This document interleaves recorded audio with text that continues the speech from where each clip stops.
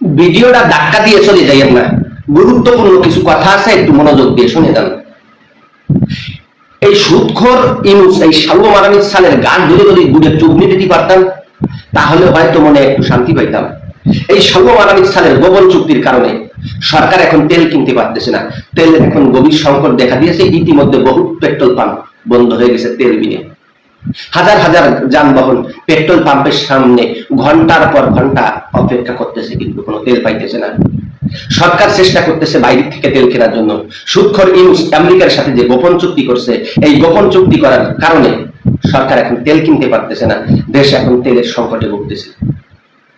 এই সালমা মারানির সাল ইউনূস 2024-এর 5ই আগস্টের পরে ক্ষমতায় 1.5 বছর ছিল। এই 1.5 বছর ক্ষমতায় থেকে 2025 সালে সদ্য ভূমিষ্ঠ হওয়া শিশুদেরকে হামের টিকা দেয়নি। এই হামের টিকা না দেওয়ার কারণে হাম এখন মহামারী আকারে ধারণ করছে।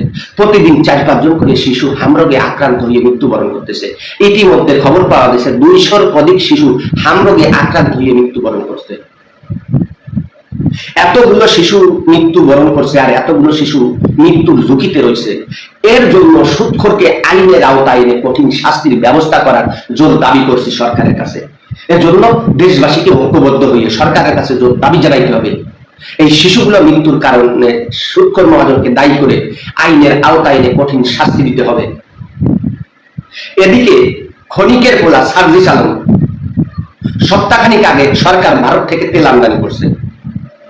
এই জনগণকে কইতেছে যে ভারত থেকে আমদানি করা তেল আপনারা কিনবেন না, অথচ এই সালমা মারানির সাল ওয়ার বাপরে উন্নত চিকিৎসার জন্য ভারত পাঠাইছে, অথচ রাস্তায় বসে স্লোগান দেয় দিল্লি না ঢাকা, দিল্লি না ঢাকা।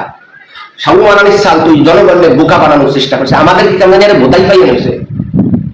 এখন এদের বিরুদ্ধে দেশবাসী ঐক্যবদ্ধ হয়। ওরা নিজেরা ভারতের সুযোগ সুবিধা গ্রহণ করবে, আমাদেরকে সেই সুযোগ নিতে মানা করবে। এই মুনাফিকের বাচ্চাদেরকে প্রতিহত করতে হবে। তাই দেশবাসী ঐক্যবদ্ধ, কোনো বিকল্প নাই। ঐক্যবদ্ধ হইয়া এই কুলাঙ্গারদেরকে উচিত শিক্ষা দিতে হবে।